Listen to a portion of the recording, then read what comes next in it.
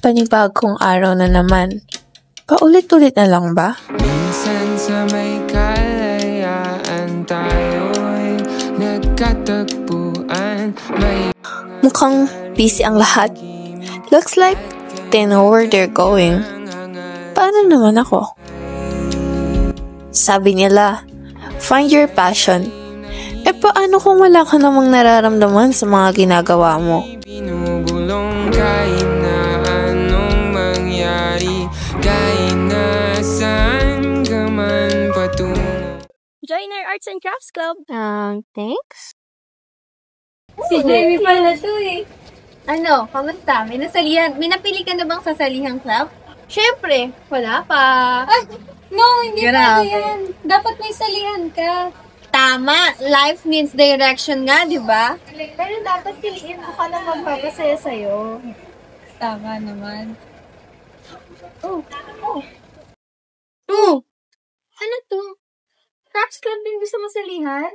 Ala, hindi. Namot lang sa akin yan. Sus, aminin mo na. Gusto mo din eh. Sign na to ng universe, oh! Grabe! Try mo na. Malay mo maging masaya ka dun sa gagawin natin. Hi! May bala kayong mag-play ng love? Yes po ako. Bilang tayo. Sabi mo na bang pinhan, ha? Minsan sa may kalayaan tayo'y nagkatagpuan. May mga Paano na? May nga to, crafts pa nga.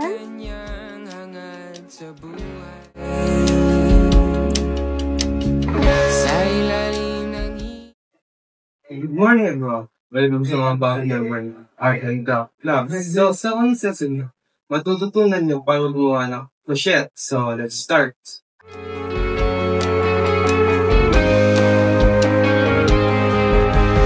Minsan ay parang wala nang bukas sa buhay natin. Inuman hanggang sa magdamag na para bang tayo'y mauubusan sa ilalim ng bilog na Hirap pala nito. Hindi talaga magawa. Uy, Paziwar yan. Hindi pansit canton. Ito na gagawin mo dito. Pikit pa to, tapos ngunit ngayon kay bilis maglaw. Ito ang tandaan nyo, ang paglikha ay hindi lang paggawa. Kailangan may galing sa paggawa, puso sa proseso, at kapulian sa hangarin. Dahil sa dulo nito, hindi lang obra ang iyong iniwan, kundi bakas ng iyong pagkatao. Ang ating mga pinagsamahan,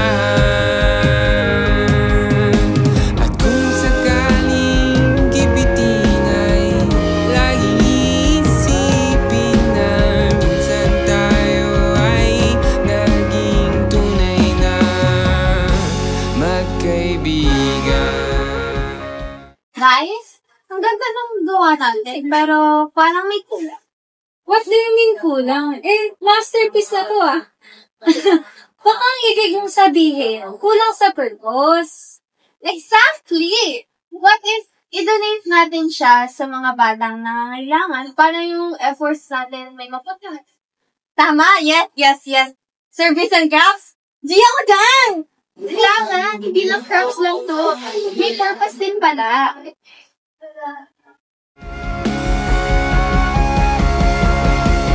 Minsan ay hindi mo na alam ang nangyayari kahit na anong Ang paggawa ay hindi lang basta paglikha.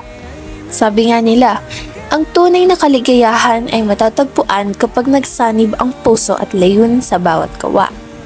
Noon, gusto ko lamang matuto. Pero ngayon, alam ko na, sa bawat paglikha, sa bawat sinulid at tahi, ay nagiging daan ito upang lumikha ng may galing at puso, ng may kabutihan at hangaring lumigaya.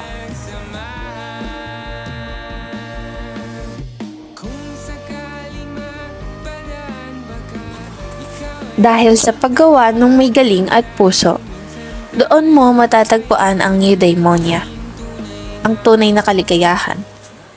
magkaibigan.